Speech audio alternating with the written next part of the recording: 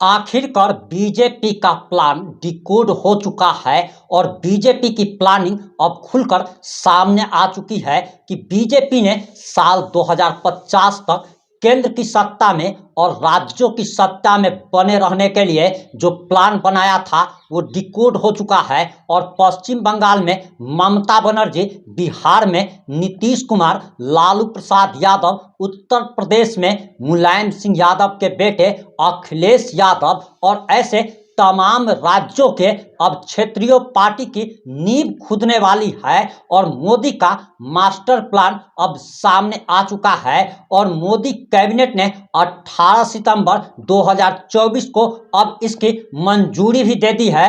वहीं अब यह भी बात खुलकर सामने आ गई है कि बिहार विधानसभा चुनाव साल 2025 में जो होने वाला था वो अब साल 2029 में होगा।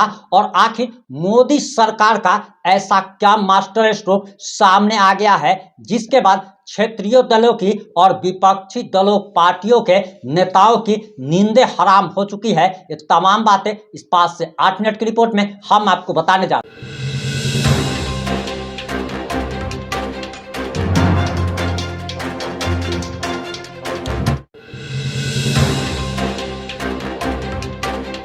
नमस्कार, मैं प्रिंस कुमार सिंह और आप देख रहे हैं पॉजिटिव इंडिया। इस वक्त की सबसे बड़ी खबर देश की राजधानी दिल्ली से आ रही है और प्रधानमंत्री नरेंद्र मोदी ने वन नेशन वन इलेक्शन कराने का ऐलान साल 2024 के लोकसभा चुनाव के वक्त ही कर दिया था। और भारतीय जनता पार्टी ने अपनी घोषणा पत्र में भी यह ऐलान कर दिया था कि अगर साल 2024 में केंद्र में मोदी सरकार अगर वापस लौटती है तो पूरे देश में एक साथ चुनाव कराए जाएंगे।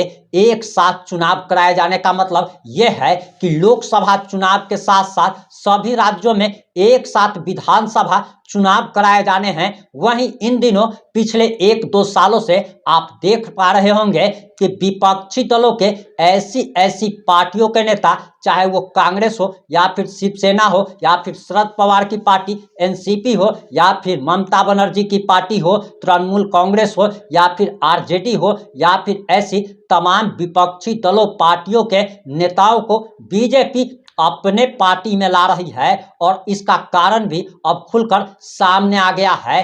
चाणक्य कहे जाने वाले अमित शाह की सारी प्लानिंग अब खुलकर सामने आ गई है। और आपको बताते चले कि प्रधानमंत्री नरेंद्र मोदी की कैबिनेट ने 18 सितंबर 2024 को इस प्रस्ताव की मंजूरी दे दी है। अब यह कानून की शक्ल लेने जा रहा है, लोकसभा में इसे पेश किया जाएगा। हालांकि आपको एक जानकारी देते चले कि लोकसभा में भले ही मोदी सरकार के पास बहुमत हो, लेकिन राज्यसभा में 2/3 बहुमत चाहिए ताकि इस बिल को पास कराया जा सके। लेकिन बीजेपी के पास, एनडीए के पास 2/3 बहुमत का अभाव है।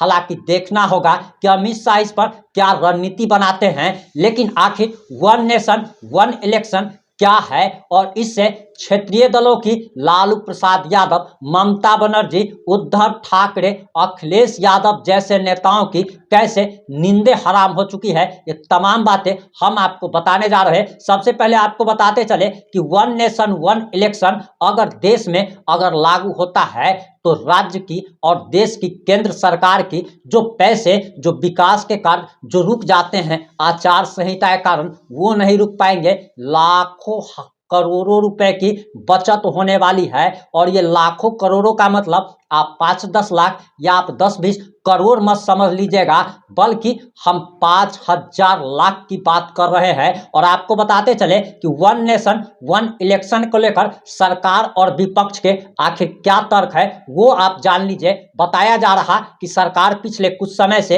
एक साथ चुनाव कराने को लेकर प्रतिबद्ध दिख रही है। सरकार का तर्क है कि मौजूदा इलेक्शन सिस्टम समय, पैसे और वर्कफोर्स की बर्बादी करता है। चुनाव से पहले घोषित आदर्श आचार संहिता से विकास के कामों में ब्रेक लग जाता है। एक साथ चुनाव कराने से पैसे और वर्कफोर्स की बचत होगी, विकास के काम बिना किसी रुकावट के पूरे किए जा सकेंगे। जबकि विपक्ष ने सरकार के इन तर्कों को अव्यावहारिक बताया है। विपक्षी दलों ने राज्यों में चुनाव कराने में चुनाव आयोग के सामने आने वाली तार्किक चुनौतियों की तरफ इशारा किया है। लेकिन आपको बताते चले कि 2 सितंबर 2023 को भारत के पूर्व राष्ट्रपति रामनाथ कोविंद की अध्यक्षता में कोविंद कमेटी का गठन होता है। वन नेशन वन इलेक्शन का प्रोसेस तय करने के लिए पूर्व राष्ट्रपति रामनाथ कोविंद की अध्यक्षता में एक कमेटी बनाई जाती है। इसमें 8 सदस्य होते हैं।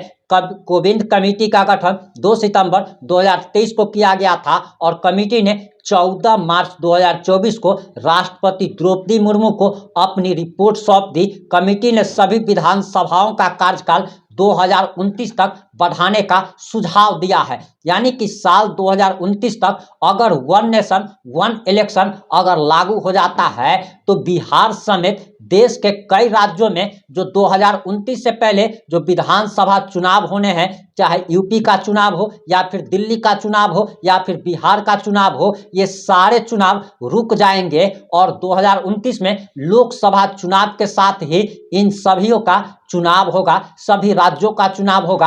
अब आपके मन में ये सवाल आ रहा होगा कि अगर बिहार में या फिर दिल्ली में या फिर अनेक राज्यों में जैसे यूपी में अगर साल 2029 में लोकसभा के साथ अगर चुनाव होता है तो क्या 2029 तक ये लोग यूपी में योगी आदित्यनाथ हो या फिर बिहार में सीएम नीतीश कुमार हो, क्या ये लोग साल 2029 तक मुख्यमंत्री बने रहेंगे? तो इसके बारे में भी आगे हम रिपोर्ट में आपको बताने जा रहे हैं। वहीं आपको बताते चले कि कोविंद कमेटी ने जो सुझाव दिए हैं उसके अनुसार कहा गया है कि सभी राज्य विधानसभाओं का कार्यकाल अगले लोकसभा चुनाव यानी कि साल 2029 तक बढ़ा दिया जाए। पहले फेज में लोकसभा विधानसभा चुनाव एक साथ कराए जा सकते हैं। दूसरे फेज में 100 दिनों के अंदर निकाय चुनाव कराए जाएंगे।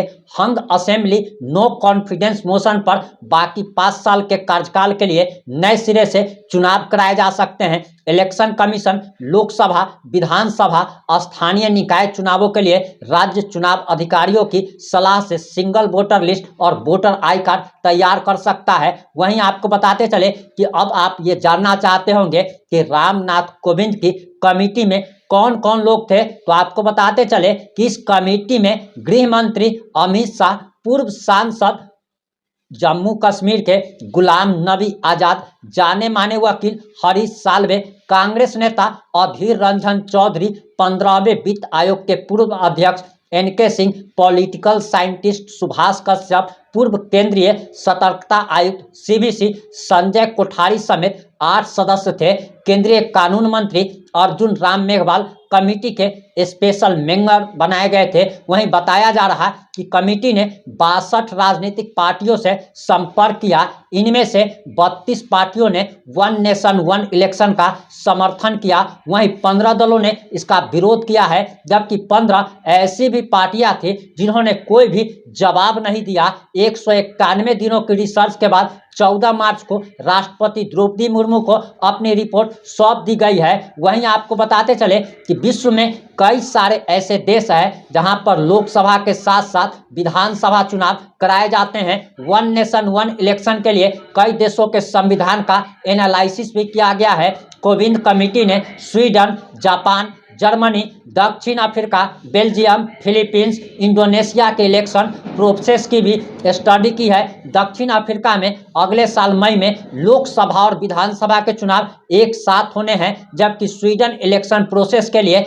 आनुपातिक चुनावी प्रणाली यानी कि प्रोफेशनल इलेक्ट्रल सिस्टम अपनाता है। वहीं जर्मनी और जापान की अगर बात करें तो यहाँ पहले पीएम का सिलेक्शन होता है, फिर बाद में बाकी चुनाव होते हैं। वन इलेक्शन वन नेशन के लिए आखिर कौन कौन सी पार्टियां तैयार है, तो आपको बताते चले कि वन नेशन वन इलेक्शन का बीजेपी नीतीश कुमार की party, Janata Dal United TDP Chirag Paswan की पार्टी एलजेपी ने समर्थन किया है। इसके साथ ही साथ असम गण परिषद, मायावती की पार्टी, बहुजन समाज पार्टी और शिवसेना शिंदे ग्रुप ने भी इसका समर्थन किया है। वहीं आपको बताते चले कि इसका विरोध कांग्रेस कर रही है, समाजवादी पार्टी कर रही है, आम आदमी पार्टी कर रही है, सीपीएम समेत 15 दल इसके खिलाफ है, क्योंकि ये सारे अब लगभग क्षेत्रीय दल हैं और क्षेत्रीय दलों को अब लग रहा है कि अगर वन नेशन वन इलेक्शन हुआ, लोकसभा के साथ अगर विधानसभा के चुनाव हुए, तो फिर इन लोगों का सत्ता में लौटना नामुमकिन हो जाएगा। और ये बात इसलिए कही जा रही है कि आप सभी जानते हैं कि लोकसभा चुनाव में वोटिंग देश के लिए होती है और राज्यों में विधानसभा का जो चुनाव होता है वो राज्य के लिए होता है। आप बहुत सारे ऐसे लोगों को देखेंगे जो कि अगर बिहार के वोटर हैं तो वह लोकसभा के चुनाव में नरेंद्र मोदी को वोट करते हैं, लेकिन विधानसभा चुनाव में वही लोग लालटेन छाप को वोट दे आते हैं। झारखंड की आप स्थिति देख लीजिए या देश के कई ऐसे राज्य हैं जहां पर 2024 के लोकसभा चुनाव में बीजेपी को भारी बहुमत मिला, कई सारे सांसद लोगों ने दिए, लेकिन विधानसभा चुनाव में बीजेपी की करारी हार हुई और झारखंड इसका सबसे बड़ा उदाहरण बताया जा रहा है। इसी को लेकर क्षेत्रीय दलों में यह डर व्याप्त है। वहीं आपको बताते चले कि अब ऐसा लग रहा था कि 2025 में बिहार विधानसभा चुनाव जो होना है वह टल जाएगा, लेकिन आपको बताते चले कि बिहार विधानसभा चुनाव को लेकर एक नया अपडेट सामने आ रहा है और बताया जा रहा कि कार्यकाल से 6 महीना पहले ही बिहार विधानसभा चुनाव हो सकता है। और बताया जा रहा, हालांकि इसकी पुष्टि तो नहीं हुई है, लेकिन बताया जा रहा कि साल 2025 के जनवरी या फरवरी में ये चुनाव कराया जा सकता है। चुनाव आयोग इसकी घोषणा कर सकता है और अगर वन नेशन वन इलेक्शन अगर लागू भी होता है तो इसे लागू होते होते अगला साल आ जाएगा और तब तक बिहार विधानसभा चुनाव की घोषणा हो सकती है। वहीं वन नेशन वन इलेक्शन को लेकर एक चीज हमने आपको और बताई थी कि आखिर बीजेपी अपने उन दलों से जिनकी विचारधारा उनके ठीक विपरीत है, उनके नेताओं को भी आखिर पार्टी में शामिल क्यों करा रहे हैं। तो आपको बताते चले कि संसद के सदस्यों की संख्या भी बढ़ाई जानी है और बिहार समेत कई राज्यों में एक साथ जब चुनाव होंगे तो उस समय बीजेपी को उतना नेता चाहिए, उतने लोग चाहिए जिनको टिकट दिया जा सके और विपक्षी दलों के पास नेता ही नहीं रहेगा। आप जरा सोचिए कि अगर एक साथ चुनाव की घोषणा हो जाती है तो बीजेपी तो पहले से तैयारी करके रखी है, लेकिन और विपक्षी दलों की कोई तैयारी नहीं है। तो जिसकी तैयारी नहीं होती है उसका आखिर क्या होता है, वो हारता है या जीतता है, ये भी आप लोग जरूर जानते होंगे। आपको क्या लगता है कि वन नेशन वन इलेक्शन देश में लागू होना चाहिए अथवा नहीं लागू होना चाहिए? क्या आपको लगता है कि बीजेपी ने एक बड़ा मास्टर स्ट्रोक चल दिया है जिससे वह साल 2050 तक सत्ता में बने रहेगी? आप जो भी सोचते हैं, जैसा भी सोचते हैं, अपनी प्रतिक्रिया जरूर दीजिएगा। जुड़े रहें हमारे साथ। जय हिंद, जय भारत।